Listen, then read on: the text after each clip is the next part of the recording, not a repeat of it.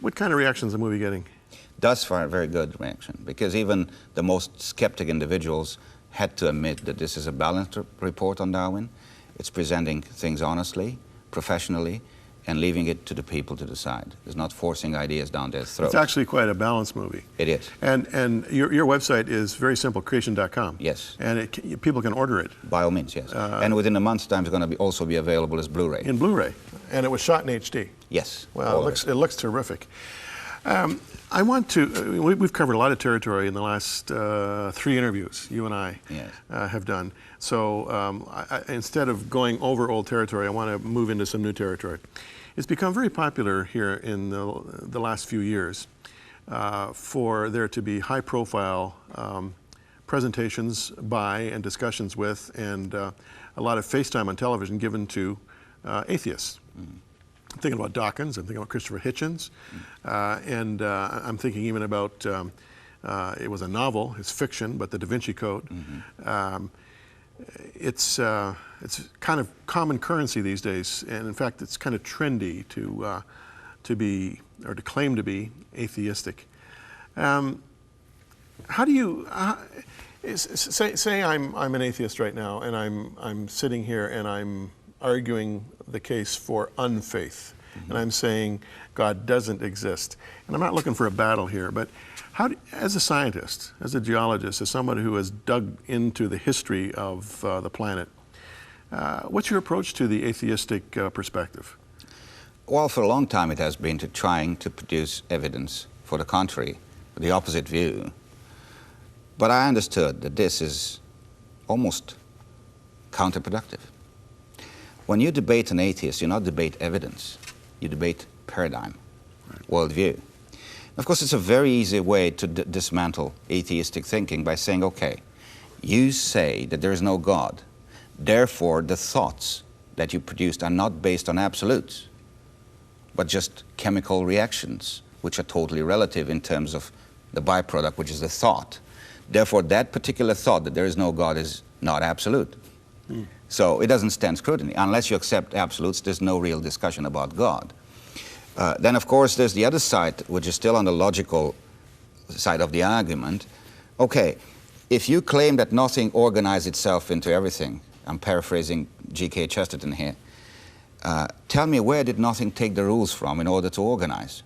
Or as Professor Paul Davies once wrote, how could stupid atoms spontaneously write their own software? Nobody knows.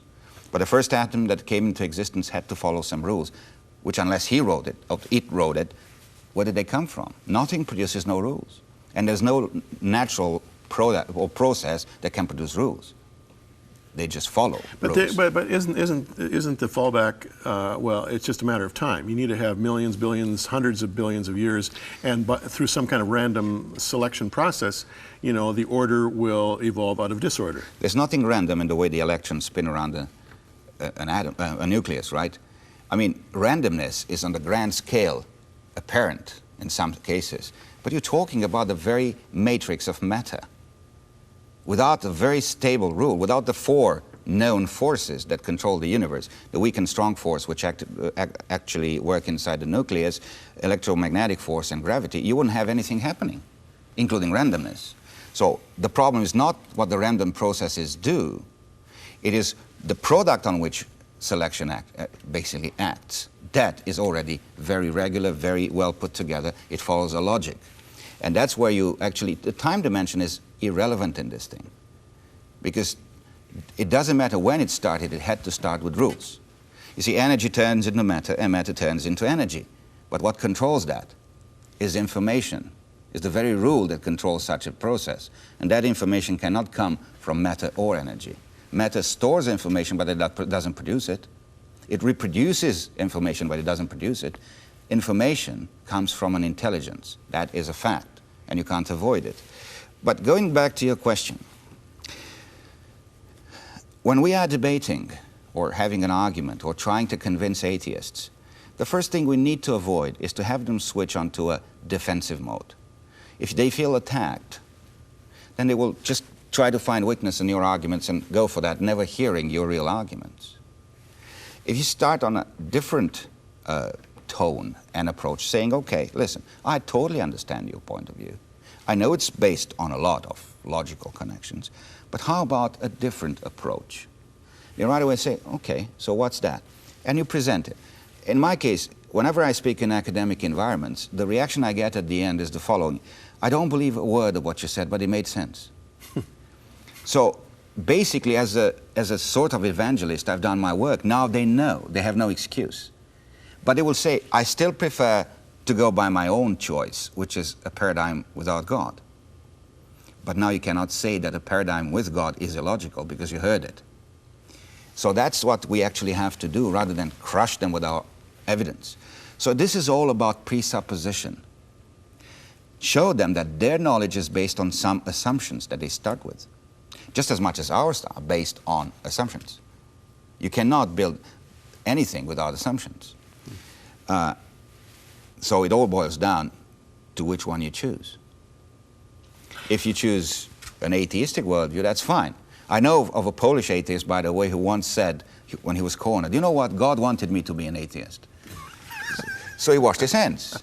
But that's a cheap escape, I should think. It seems to me that to be a dogmatic atheist, at least, and I say dogmatic as opposed to, say, a skeptical atheist or maybe an on-the-fence atheist, you got to know a few things. You got to know, first of all, what God would look like if he did exist. Mm-hmm. I think, secondly, you'd have to know that there's no evidence for him anywhere out there in the trackless universe. And thirdly, you'd have to know that the hundreds of millions of people who've claimed a personal relationship with him were all wrong.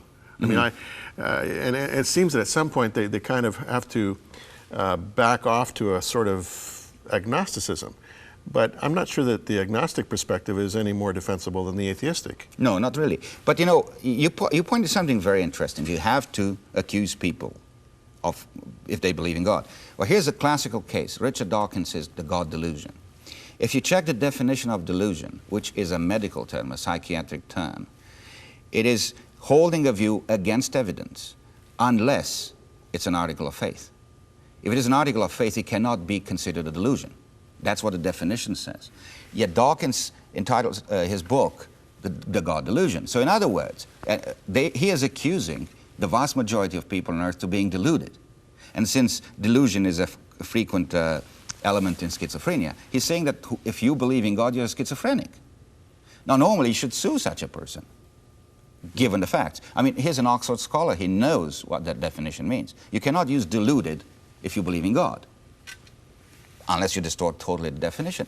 But you see, anything goes with people like this. Why? Because they hold the media at the tip of their fingers. They build foundations, people finance them. Why is that? Personally, I believe because their hatred of God. Not the fact that they're convinced that there's no God. They hate God.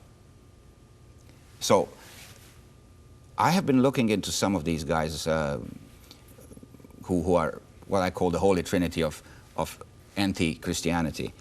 And they seem to all have had some trauma in their early religious life. Like Dan Brown was raised in the Episcopalian Church, and he turned his back on it because it just couldn't answer the proper answers about creation. You see? And it became what we see today. If you don't address these issues early enough, then of course you're defenseless. And atheists will just chew you up easily because they use arguments that seem to be undefeatable, but actually they are. You've heard the old adage, a man with an experience is never at the mercy of a man with an argument. Is that true? Well, I would start by remembering what Aristotle said. Wit is educated insolence. Wit is educated insolence. So sometimes, although I so much feel tempted to use wit, I need to be cautious. Experience could be an accumulation of arguments. Right. So therefore, you're just opposing one argument with many other arguments. Right. For a Christian, it should be graciousness and true love towards the person. Right. Really being able to understand that I used to be there. Right. And what changed me? Somebody's graciousness. It was God first, but maybe somebody who talked to me with patience and love. Yeah. And not patting me on the shoulder, come on, you're an ignorant, I'll know much better than these things. No. Yes, I used to be there, but how about this, how about that? And things move. To me, there's absolutely no doubt that no scientific argument per se would bring a person to Christ.